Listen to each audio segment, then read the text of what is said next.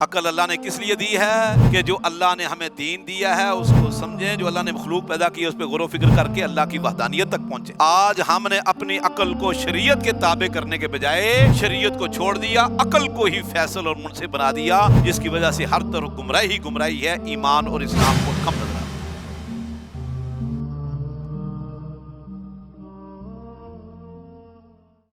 کہ صلح حدیبیہ میں جو نبی کریم صلی اللہ علیہ وسلم نے مشرکین مکہ کی شرائط تسلیم کی،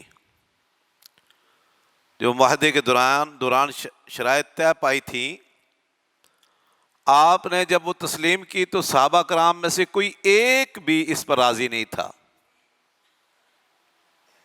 کسی ایک صحابی کی عقل نے اس کی اجازت نہیں دی، کوئی ایک بھی خوش نہیں تھا، عقل مان ہی نہیں رہی تھی، عقل تسلیم ہی نہیں کر رہی تھی۔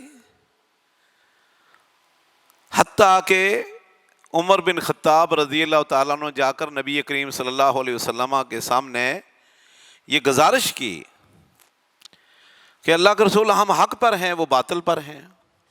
آپ نے فرمایا ایسے ہی ہے۔ کہا اگر ہم لڑتے ہوئے شہید میں ہو گئے تو جنت میں چلے جائیں گے، بچ گئے تو غازی ہو جائیں گے، اور اگر وہ مار گئے تو جہنم میں جائیں گے۔ فرمایا ایسے ہی ہے۔ فرمایا پھر اللہ کے رسول اتنی نرمی؟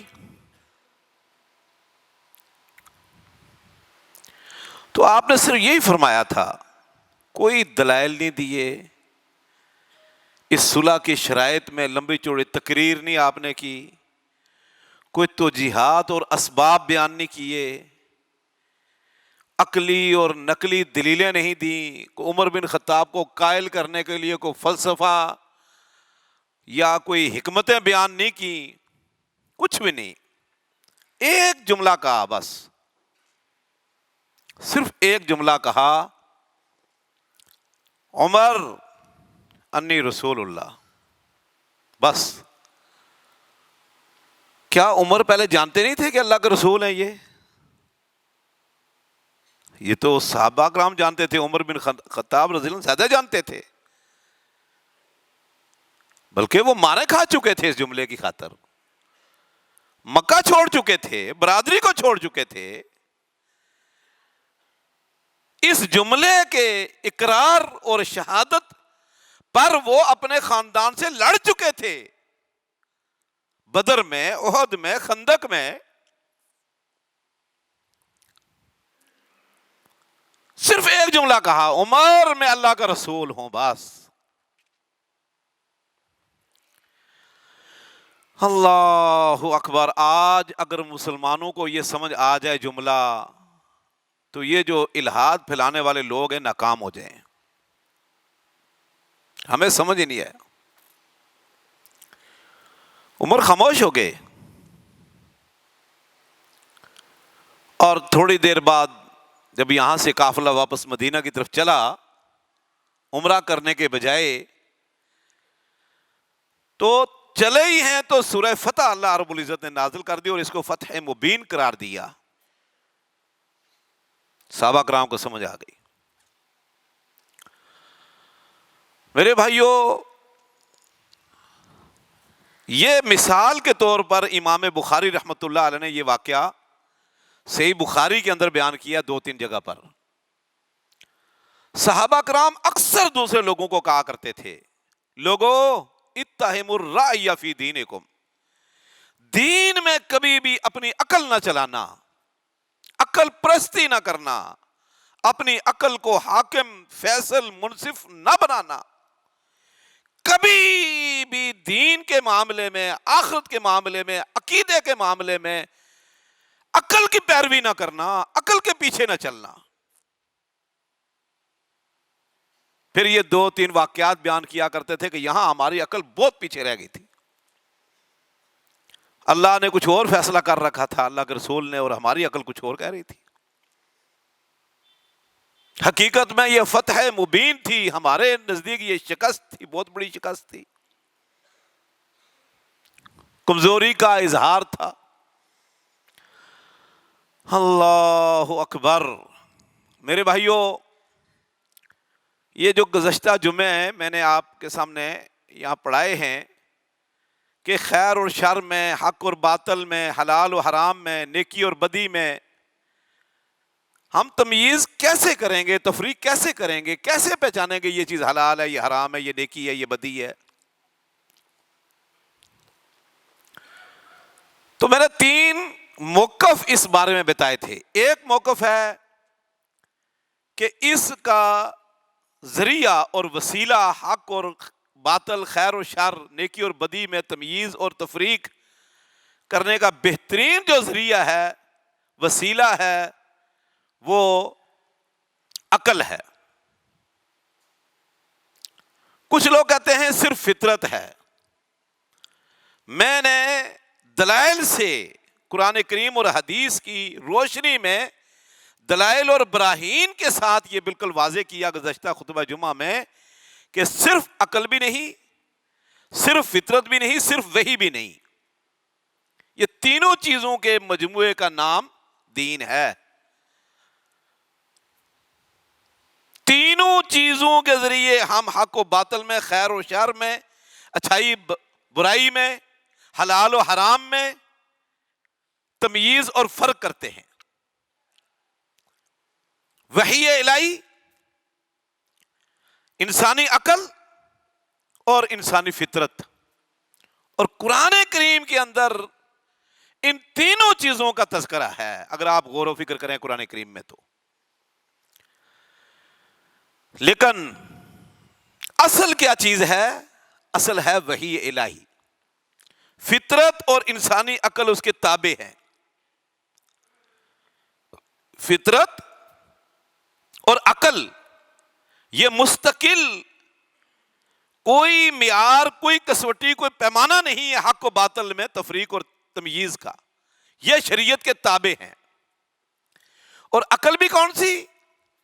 عقل سلیم، الا من اتى الله بقلب سلیم، فطرت سلیمہ، پاکیزہ فطرت، گندی اور گناہوں سے آلودہ فطرت اور آلودہ عقل یہ مریض ہوتی ہے۔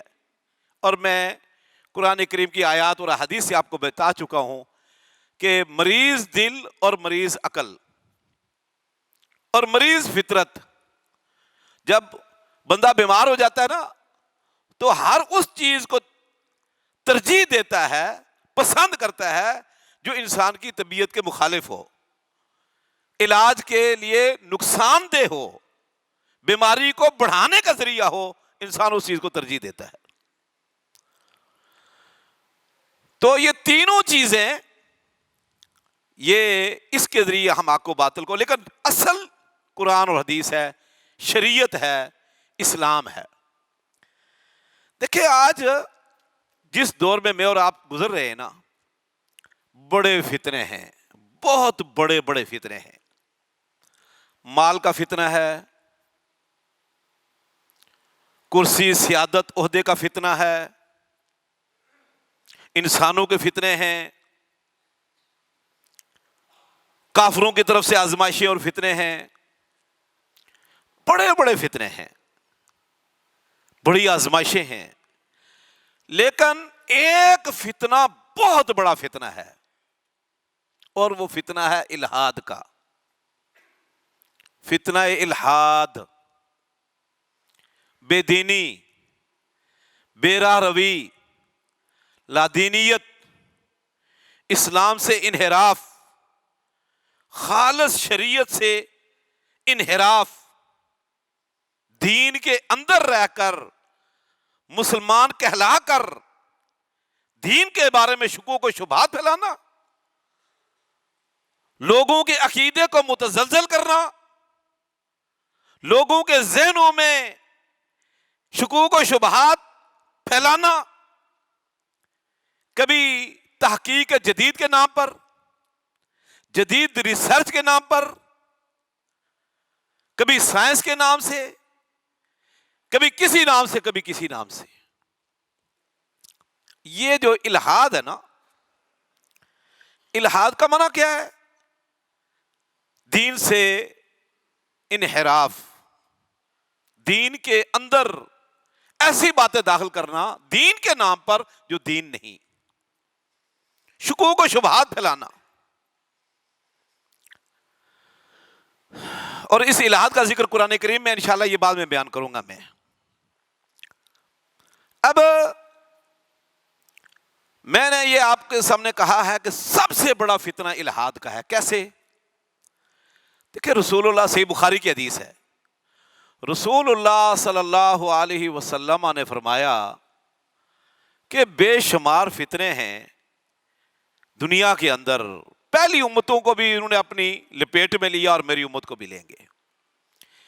آپ نے فرمایا کہ ایک فتنہ ایسا ہے کہ دنیا میں جتنے نبی آئے ہر نبی نے انذرا قومہ، اپنی قوم کو اس فتنے سے ڈرایا، باخبر کیا، متنبع کیا. ہر نبی نے، لاکھوں نبی آئے ہیں. فرمایا میں سید الانبیاء آخری نبی ہوں اور میں آپ کو اس فتنے سے ڈرا رہا ہوں، باخبر کر رہا ہوں، متنبع کر رہا ہوں. بڑا خوفناک فتنہ ہے.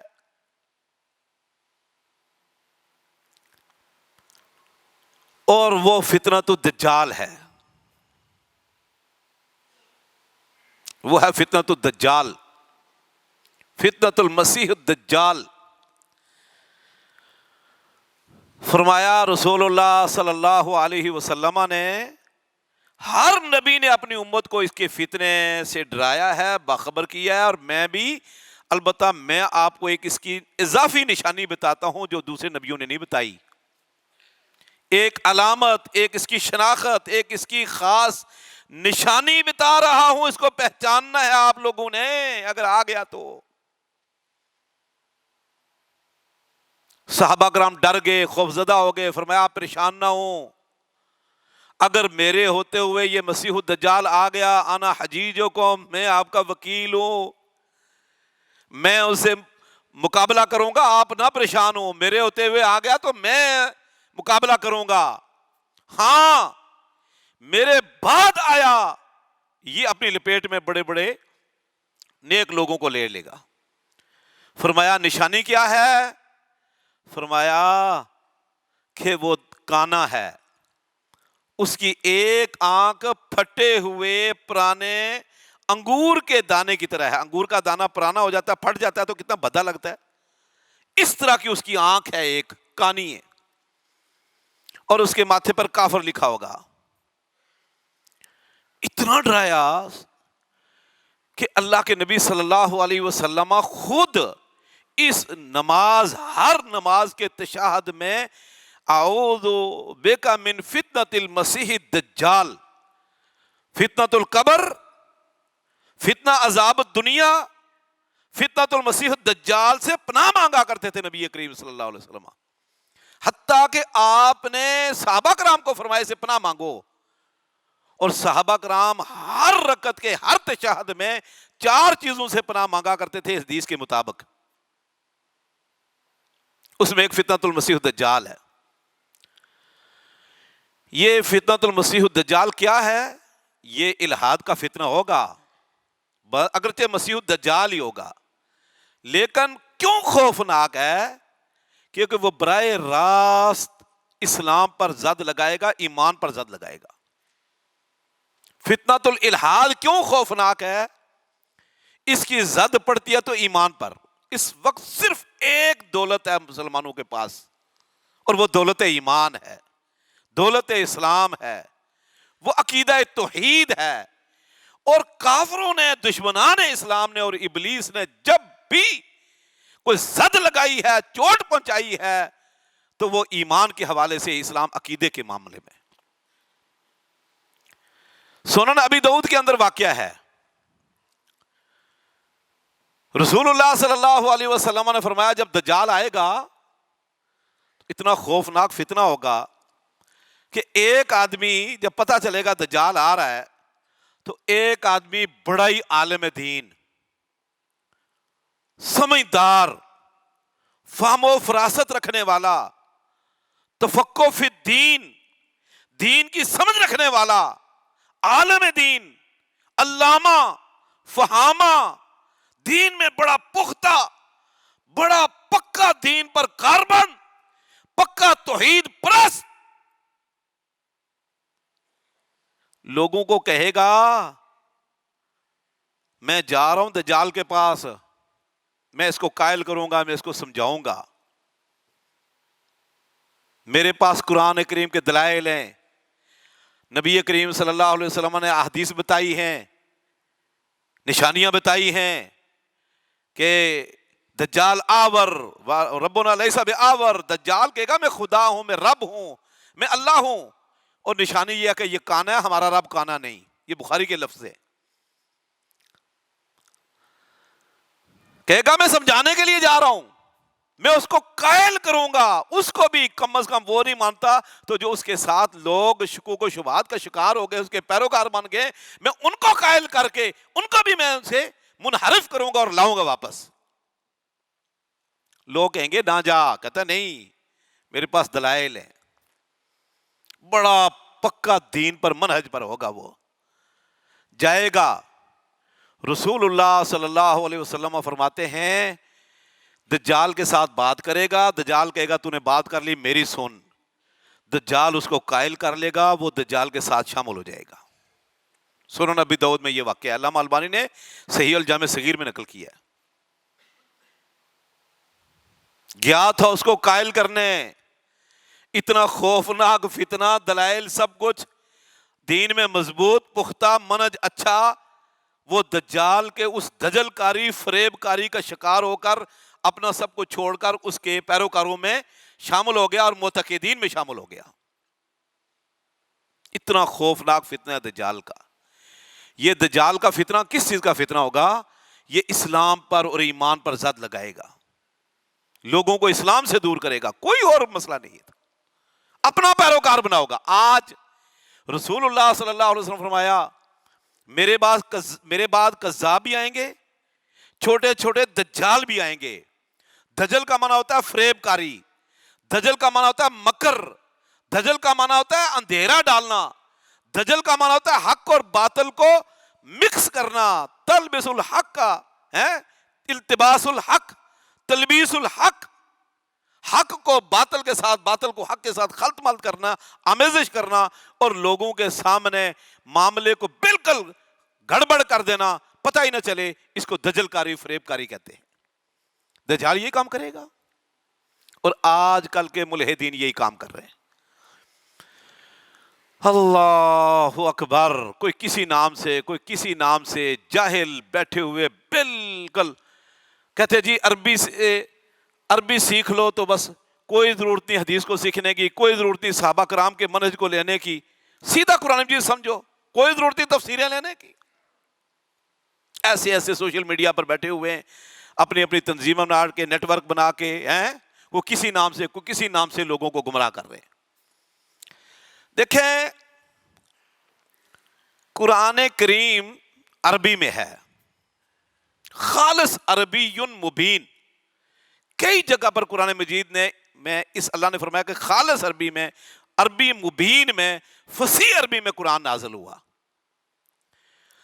جن لوگوں کے سامنے قرآن نازل ہوا وہ عربی تھے، جس ہستی پر نازل ہوا وہ بھی عربی تھے، اور عربی خالص تھی، اس وقت ملاوٹی نہیں تھی، عربی میں بام عروج کو چھو رہے تھے، فصاحت اور بلاغت، ادب میں وہ ماہر تھے، ایک دوسرے کو چیلنج کرتے۔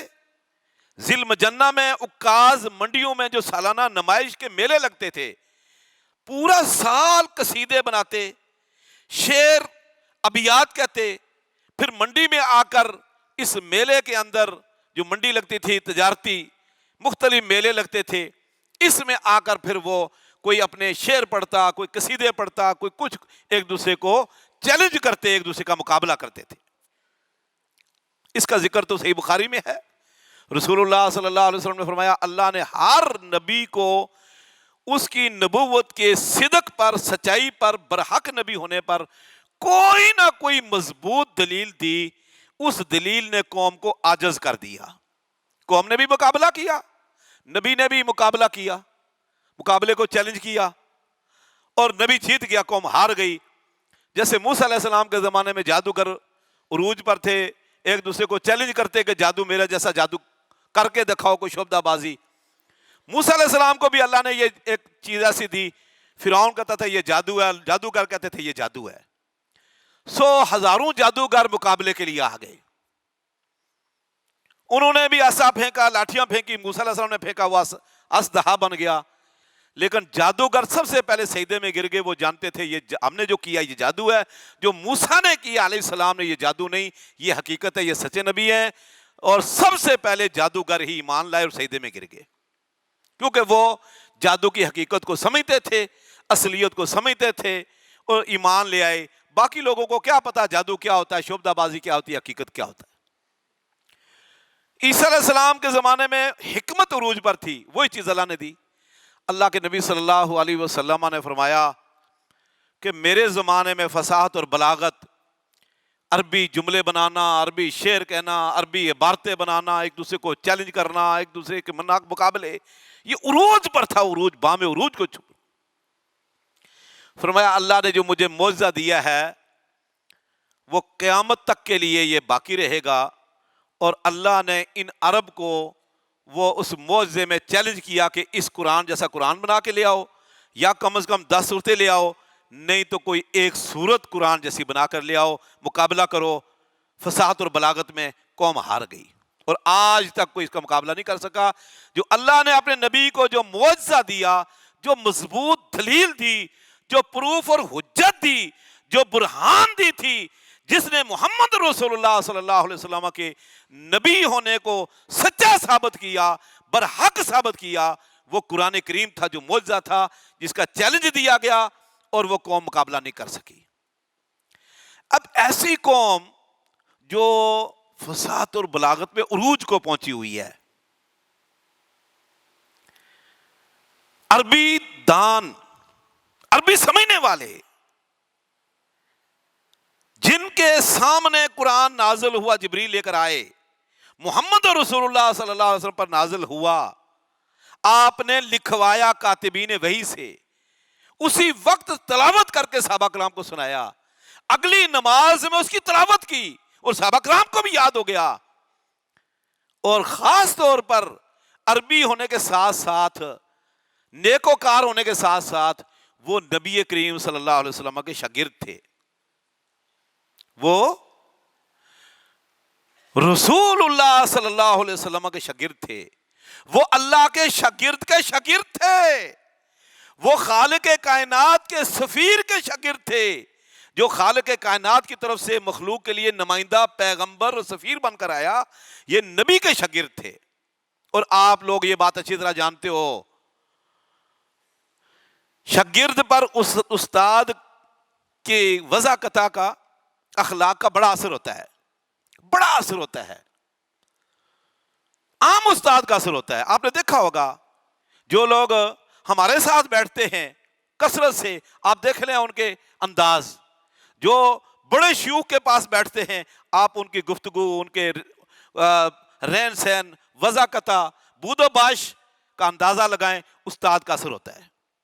بے شمار مثالیں آپ جانتے ہیں، میں کیا مثال دوں؟ اس کی ایک مثال چھوٹی سی میں دیتا ہوں کہ میں تو آج کل کے استادوں کی بات کر رہا ہوں، میں چونکہ ایک طالب علم ہوں، حدیث پڑھاتا ہوں طالب علموں کو، تو ایسی سینکڑوں مثالیں ہمارے سامنے گزرتی ہیں۔ کوئی اونٹوں کا چرواہا، بھیڑ بکرے چرانے والا، کھیتی باڑی کرنے والا، مدینہ کے ارد گرد مشرق مغرب شمال جنوب سے آیا، اللہ کے نبی صلی اللہ علیہ وسلم کی صحبت میں چند گھنٹے رہا، چند دن رہا، چند ہفتے رہا، صرف چند گھنٹے، چند دن یا چند ہفتے رہا ہے صرف، اور واپس چلا گیا، ٹائم نہیں تھا، یا نبی کریم صلی اللہ علیہ وسلم کی زندگی کے آخری ایام میں آیا، وہ چوٹی کا عالم دین بن گیا، چوٹی کا۔ اس کے فتوے دیکھو، اس کا اجتہاد دیکھو، اس کے دروس دیکھو، اس کی تعلیم دیکھو، جو اس نے صحابہ اور تابعین کو جا کر اپنے گاؤں میں، علاقے میں تعلیم دی۔ واللہ ایسے پتہ چلتا ہے کہ اس بندے نے تقریباً 35 سال قرآن اور حدیث پڑھی ہے،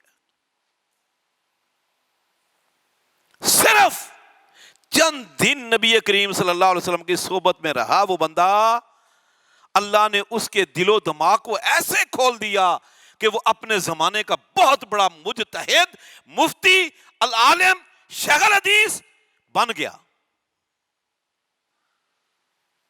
یہ تاثیر تھی نبی کریم صلی اللہ علیہ وسلم کی۔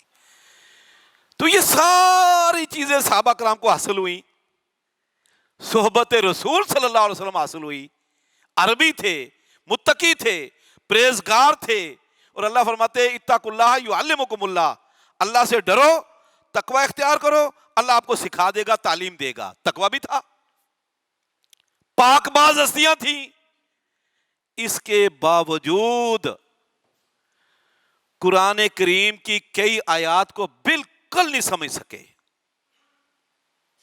ذرا غور کرنا، اس کے باوجود یہ رسول اللہ صلی اللہ علیہ وسلم کے پاک باز شاگرد، خالص عربی، اور یہ بھی نہیں پورا قرآن تھا، تھوڑی سی آیتیں آتی ہیں ان کو سمجھنا آسان ہے، تھوڑی سی آیتیں آئی ہیں جس کے انتظار میں پہلے سے بندہ ہے، جستجو میں ایک تڑپ ہے، اس کو نہیں سمجھ سکے، اور سمجھا کس سے؟ معلم کتاب اور حکمت سے۔ یعلمہم الکتاب والحکمہ، جو معلم انسانیت تھے محمد رسول اللہ صلی اللہ علیہ وسلم سے۔ میں 2-3 مثالیں دیتا ہوں۔ مثال کے طور پر حاتم طائی کو جانتے ہو؟ عرب کا سخی، خالص عربی، اس کا بیٹا حاتم عیسائی ہو گئے تھے، مشرک تھے، مکہ کے مشرک میں سے، اور شرک سے بیزار ہو کر عیسائی ہو گئے، مسلمان ہوئے، نبی کریم صلی اللہ علیہ وسلم کے پاس آئے۔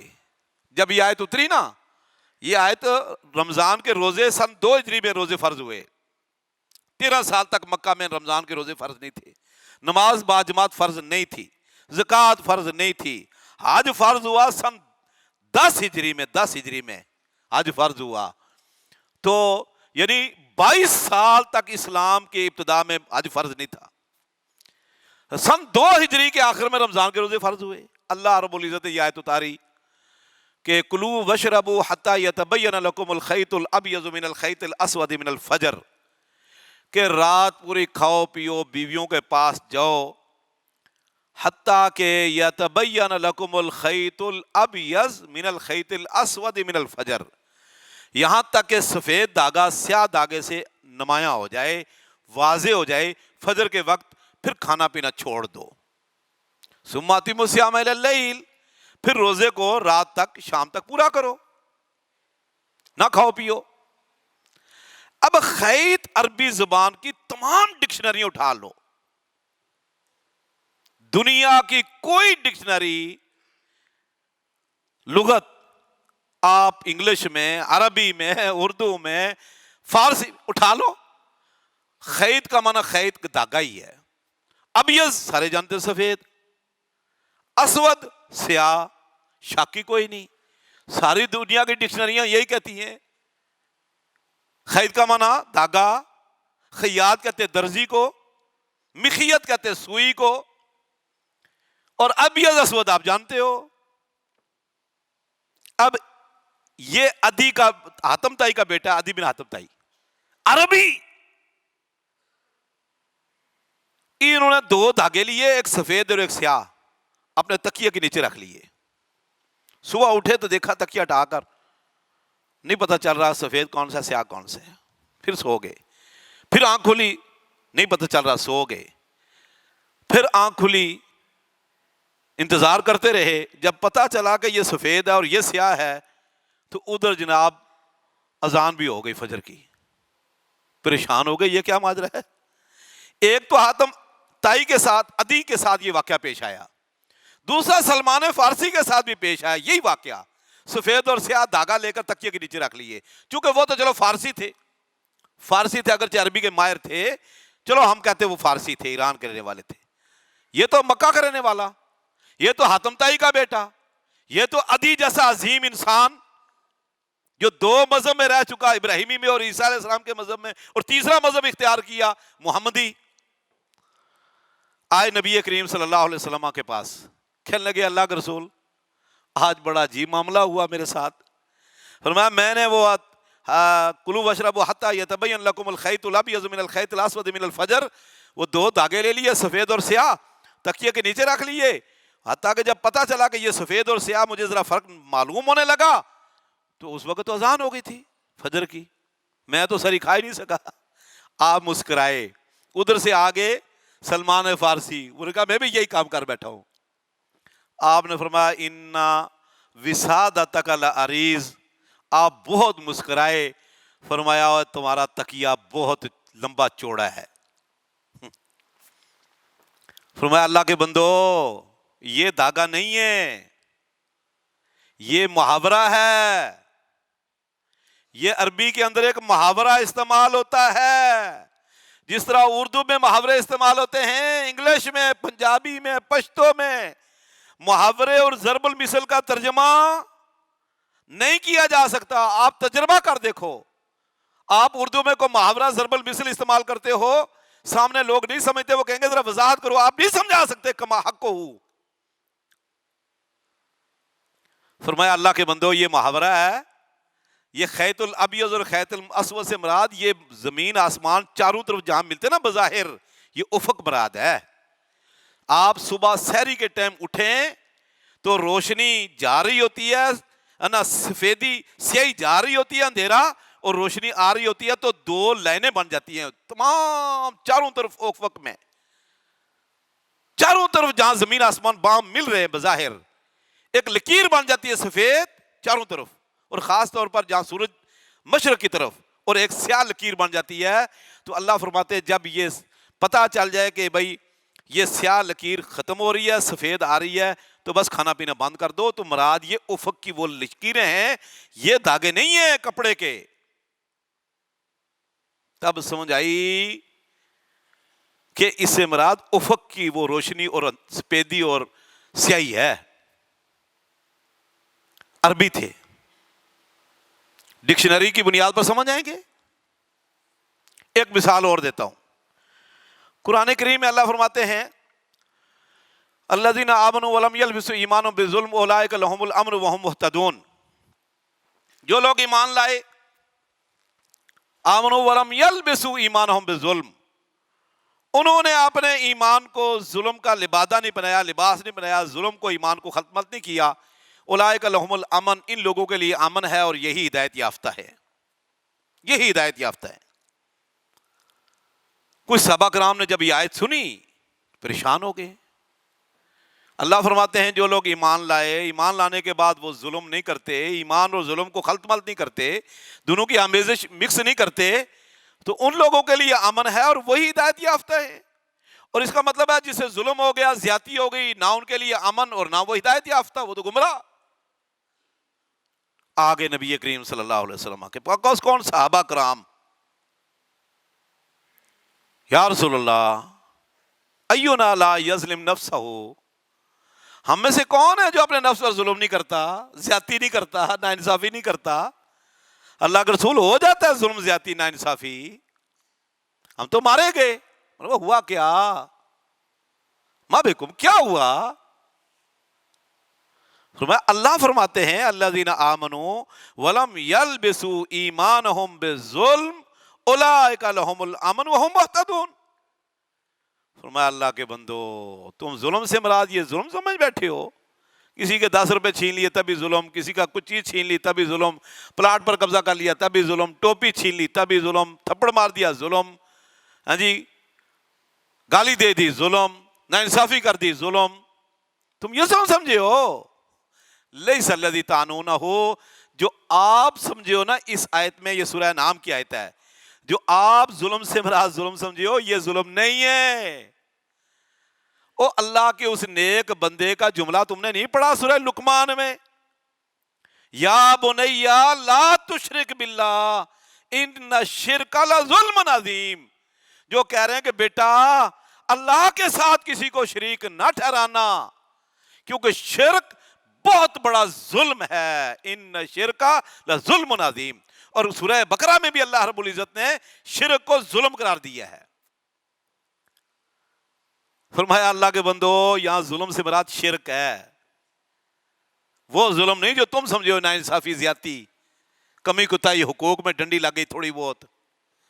فرمایا اللہ کے رسول اب کو تسلی ہو گئی۔ یہ بخاری میں ہے، یہ خیط الابیض کا واقعہ بھی بخاری مسلم میں ہے، کتب ستہ میں۔ اور یہ جو ظلم کا معنی اللہ کے رسول نے اس کی تشریح کی، اس کی تفسیر کی، اس کی وضاحت کی کہ ظلم سے مراد شرک ہے، اللہ کے ساتھ اللہ کی عبادت میں کسی کو شریک ٹھہرانا، ان شرک لظلم عظیم، کہ اللہ کا حق چھین کر آپ نے مخلوق کو دے دیا جو کہ اللہ کے ساتھ شریک ہی نہیں تھا، زمین آسمان بنانے میں، کسی اور چیز میں، ہمیں پیدا کرنے میں۔ نہیں سمجھ سکے صحابہ کرام میں سے کچھ لوگ، اللہ کے رسول نے سمجھایا، معلم انسانیت ہے، یعلمہم الکتاب والحکمہ۔ میرے بھائیوں، یہ وہ لوگ تھے جو عربی خالص، لیکن ان کو بھی قرآن کریم کی کچھ جگہیں سمجھ میں، تو یہ تو 2-3 مثالیں آپ کے سامنے رکھی ہیں، 20 مثالیں ہیں۔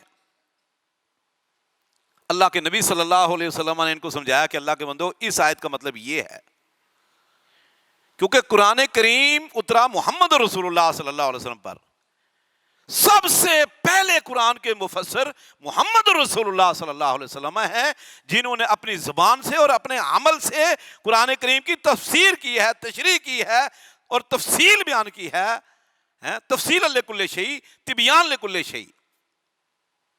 لا تحرک بہ لسانک لتعجل بہ ان علینا جمعہ وقرآنہ ثم ان علینا بیانہ۔ فرمایا میرے محبوب پیغمبر جب جبریل علیہ السلام قرآن لے کر آتے ہیں، ساتھ اپنی زبان کو حرکت نہ دیا کریں، آپ نہ ساتھ دہرائیں اس کو، اس ڈر کی وجہ سے کہ بھول نہ جائے، آپ چپ رہیں۔ ان علینا جمعہ وقرآنہ، قرآن کریم کو جمع کرنا، اس کو پڑھانا، آپ کے اور صحابہ کرام کے سینے میں محفوظ کرنا، یہ ان علینا، یہ میری ذمہ داری، اللہ فرماتے ہیں۔ ثم ان علینا بیانہ، پھر قرآن کریم کا بیان، اس کی وضاحت، اس کی تشریح، اس کی تفسیر، یہ بھی میرے ذمہ ہے، میں نے آپ سے کروانی ہے۔ اور 23 سال تک محمد رسول اللہ صلی اللہ علیہ وسلم اپنی زبان سے اور اپنے عمل سے، کردار سے، اخلاق سے، سیرت سے، صورت سے اس قرآن کی تشریح کرتے رہے ہیں۔ قرآن کریم تھیوری ہے، حدیث اس کا پریکٹیکل ہے۔ قرآن کریم قانون ہے، حدیث اس کی تفسیر ہے اور اس کی آگے شرح ہے اور اس قانون کی تشریح ہے۔ تو اگر عقل پر جائیں نا تو عقل یہی کہتی ہے، وہ دھاگے سے مراد دھاگا ہی تھا جو ادی بن حاتم طائی اور سلمان فارسی نے لے لیا۔ اللہ اکبر، دین نام ہے۔ عقل اللہ نے کس لیے دی ہے؟ کہ جو اللہ نے ہمیں دین دیا ہے اس کو سمجھیں، جو اللہ نے مخلوق پیدا کی ہے اس پہ غور و فکر کر کے اللہ کی وحدانیت تک پہنچیں۔ آج ہم نے اپنی عقل کو شریعت کے تابع کرنے کے بجائے شریعت کو چھوڑ دیا، عقل کو ہی فیصل اور منصف بنا دیا، جس کی وجہ سے ہر طرف گمراہی ہے، ایمان اور اسلام بہت کم نظر آتا ہے۔